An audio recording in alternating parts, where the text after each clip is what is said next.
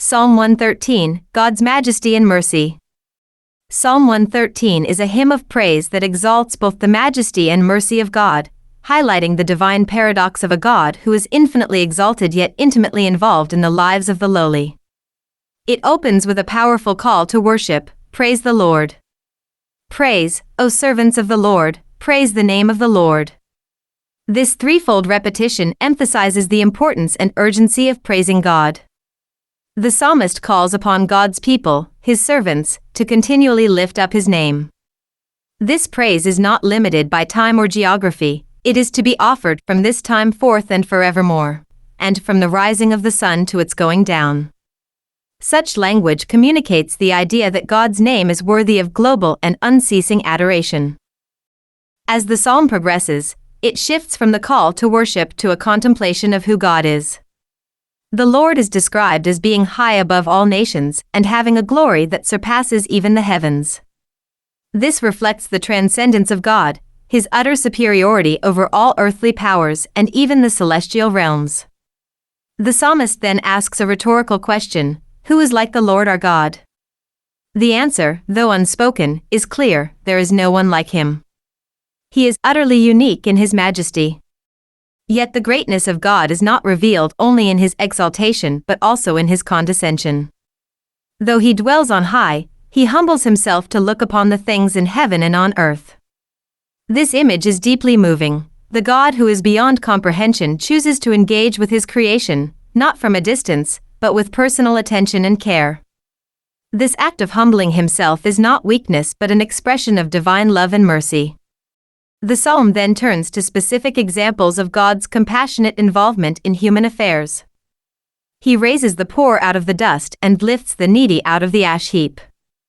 These images speak of individuals in the lowest possible social and economic conditions, those who are forgotten, overlooked, or discarded. Yet God not only notices them, he acts decisively on their behalf. More than that, he exalts them, seating them with princes, giving them dignity, honor, and a place of significance. The transformation is radical, from dust to royalty. The psalm concludes with an image of deep personal restoration. He grants the barren woman a home, like a joyful mother of children. In the ancient world, barrenness was often associated with shame, sorrow, and social stigma. But God brings joy and fullness where there was once emptiness. This final verse reinforces the theme of reversal and restoration, God's power to transform brokenness into blessing. Psalm 113 is thus a profound meditation on the nature of God. It affirms that he is both supremely exalted and tenderly compassionate. He rules over all creation yet chooses to lift up the poor, the needy, and the forgotten.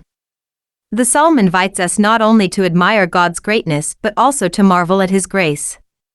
In doing so, it calls us into a posture of praise, praise that is continuous, universal, and grounded in the character of a God who is truly unlike any other.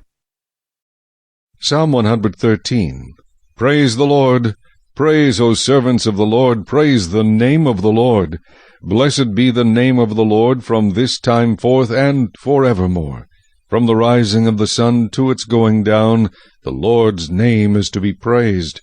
The Lord is high above all nations, his glory above the heavens.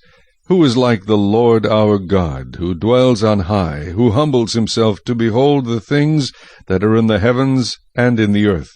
He raises the poor out of the dust, and lifts the needy out of the ash heap, that he may seat him with princes, with the princes of his people. He grants the barren woman a home, like a joyful mother of children. Praise the Lord.